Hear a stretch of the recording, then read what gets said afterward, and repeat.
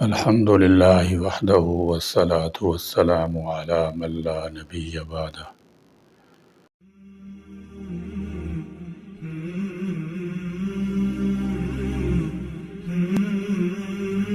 فواحش، بدکاری اور زنا ایسے خطرناک اور مہلک امراض ہیں جنہیں ابتدائے افرینش سے ہی آج تک ہر ذی شعور ذی عقل انسان قبیح اور برا جانتا اور مانتا ہے۔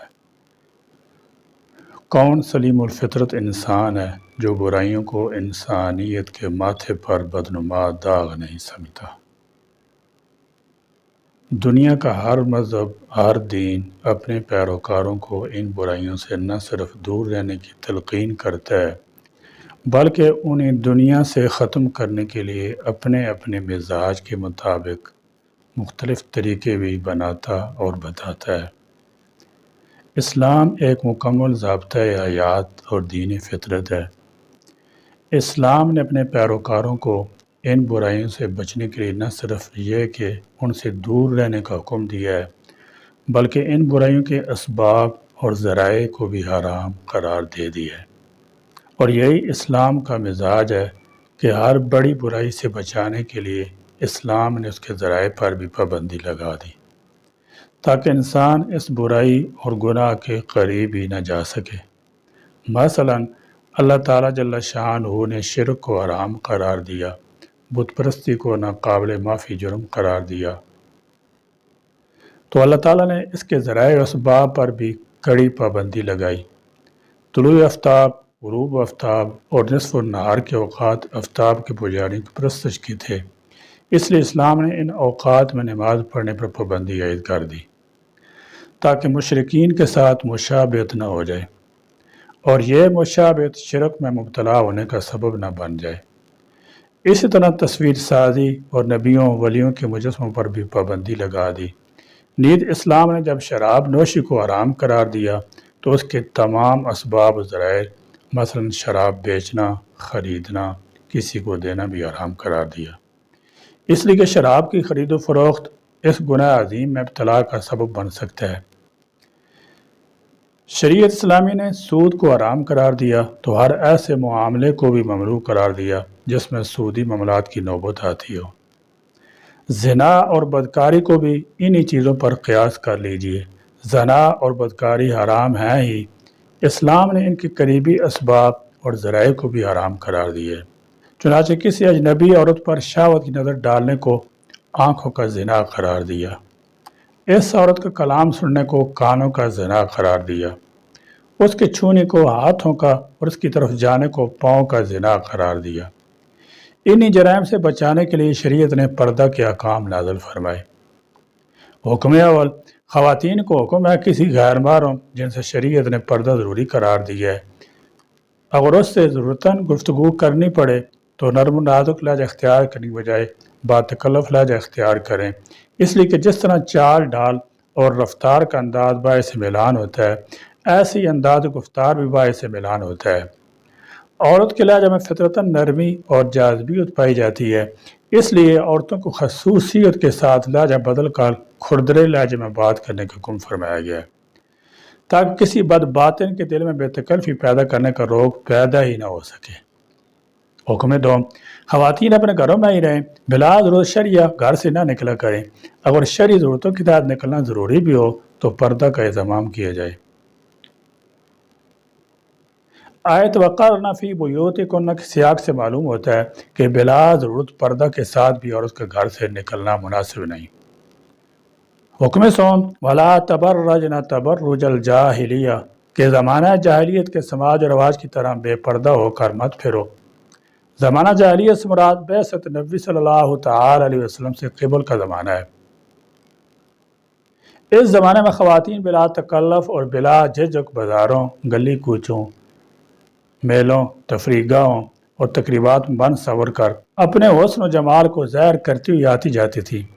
پردہ اور جسم چھپانے کا اہتمام نہیں تھا، سر پر دوپٹہ رکھنا بھی ضروری نہ تھا، سینہ، کان، چہرہ چھپانے کی کوئی فکر نہ تھی، جدھر جی چاہتا چل پڑتی۔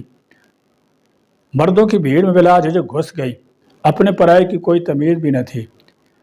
جاہلیت اولیٰ کا سماج رواج آیت مذکورہ میں اس رواج سے خواتین کو منع کر دیا گیا اور گھروں میں رہنے کا پابند بنایا گیا ہے۔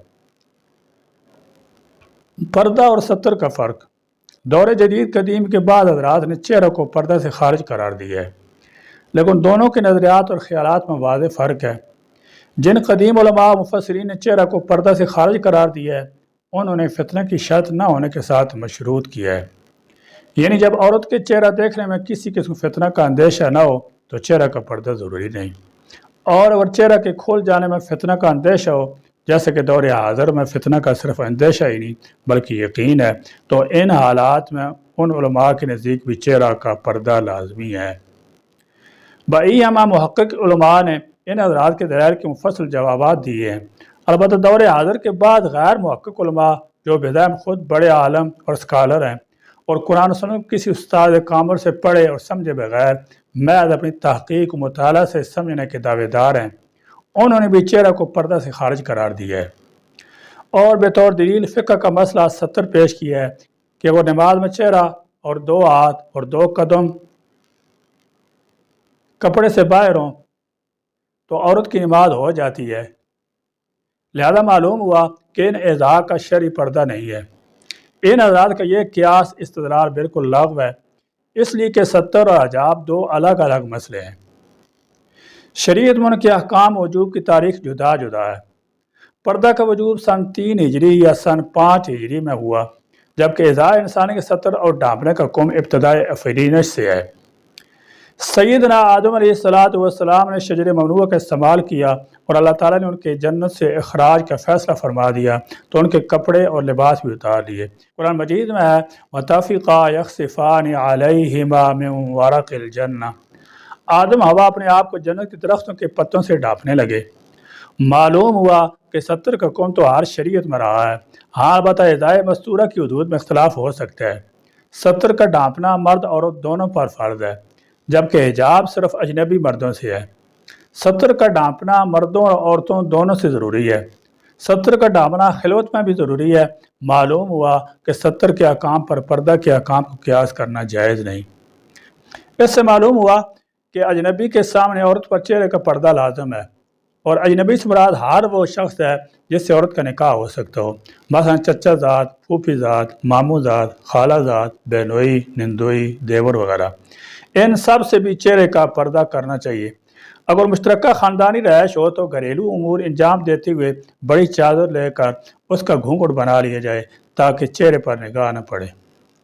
ستر کے حوالے سے تفصیل یہ ہے کہ مرد کا ستر ناف کے متصل نیچے سے لے کر گھٹنے تک ہے، گھٹنے ستر میں شامل ہیں، جبکہ عورت کا پورا بدن سوائے 3 اعضاء کے ستر میں داخل ہے۔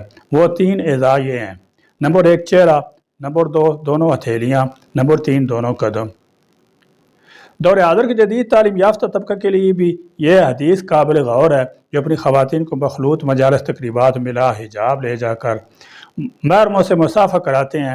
ایک مسلمان کے لیے رسول اللہ صلی اللہ تعالی علیہ وسلم سے بڑھ کر کوئی آئیڈیل نہیں ہونا چاہیے۔ حضور اکرم صلی اللہ تعالی علیہ وسلم جو امت کے لیے باپ کی جگہ ہیں، جو عفت و حیا، شرم کے منبع اور شیطانی وساوس سے بالکل معصوم و معمون ہیں، وہ کسی عورت کو مس تک نہیں فرماتے اور اپنی ازواج مطہرات کو نبینا سے پردہ کا حکم دیتے ہیں، تو ہمیں کیا ہوا ہے کہ ہم مغرب کی تقلید کرتے ہوئے اپنے ہاتھ سے شرم و حیا اور احکام الہی اور احکام نبی صلی اللہ تعالی علیہ وسلم کو ترک کر کے غضب خداوندی کو دعوت دیتے ہیں۔ حضرت حسن بصری رحمۃ اللہ تعالی علیہ کا بیان ہے کہ مجھے یہ حدیث پہنچی ہے کہ رسول اللہ صلی اللہ تعالی علیہ وسلم نے ارشاد فرمایا، اللہ کی لعنت ہو دیکھنے والے مرد پر اور جس کی طرف دیکھا جائے اس پر بھی۔ اس حدیث میں ایک قاعدہ کلیہ بیان کیا گیا ہے کہ ہر حرام نظر مستحق لعنت ہے، ناظر بھی ملعون ہے اور منظور بھی ملعون ہے۔ اس قاعدہ کی بہت ساری جزیات ہیں جن میں سے کچھ بیان کی جاتی ہیں۔ نمبر 1، کوئی عورت ایسے مقام پر بلا حجاب چلی گئی جہاں سے مرد دیکھ رہے ہیں تو حدیث کے مطابق دونوں مستحق لعنت ٹھہریں گے، یعنی عورت بھی اور دیکھنے والے مرد بھی۔ نمبر 2، کوئی عورت دروازے یا کھڑکی سے باہر جھانکتی ہے اور غیر مردوں کو دیکھتی ہے تو بد نظری کی وجہ سے اور مردوں کو دیکھنے کا موقع دینے کی وجہ سے مستحق لعنت ہے۔ نمبر 3، کسی مرد نے ناف سے گھٹنے تک اپنے جسم کا کوئی حصہ بلا شرعی ضرورت کسی مرد کے سامنے ظاہر کر دیا تو دیکھنے اور دکھانے والے دونوں مستحق لعنت ہیں۔ نمبر 4، کسی عورت نے بلا عذر شرعی اپنے ناف سے لے کر گھٹنے تک جسم کوئی حصہ کسی عورت کو دکھایا، یہاں تو ناظرہ اور منظورہ یعنی دیکھنے اور دکھانے والی دونوں مستحق لعنت ہوئے۔ نمبر 5، کسی عورت نے کسی بھی مرد کے سامنے محرم ہو یا نامحرم اپنا پیٹ یا پیٹھ وغیرہ بلا شرعی عذر کھول دی تو دونوں مستحق لعنت ہوں گے۔ خلاصہ کلام یہ ہے کہ پردہ کی وجوب پر اہل علم کا اجماع ہے۔ قرون اولیٰ سے لے کر اب تک صلحاء اور دیندار پردہ کرتے کراتے چلے آتے ہیں۔ پردہ ہی عزت عظمت کی حفاظت اور فتنے سے حفاظت کا ذریعہ ہے، اور کسی خاتون کو اپنے نفس پر ہر طرح سے اعتماد ہو تب بھی اللہ اور اس کے رسول کے حکم کی تعمیل میں پردہ کرنا لازم ہے۔ دور حاضر کو بیشتر جنسی جرائم سے بچاؤ کا ذریعہ بھی پردہ ہے۔ اللہ تعالیٰ امت کی خواتین کو اس حکم شرعی پر عمل کی توفیق نصیب فرمائیں، آمین۔ وآخر دعوانا الحمدللہ رب العالمین۔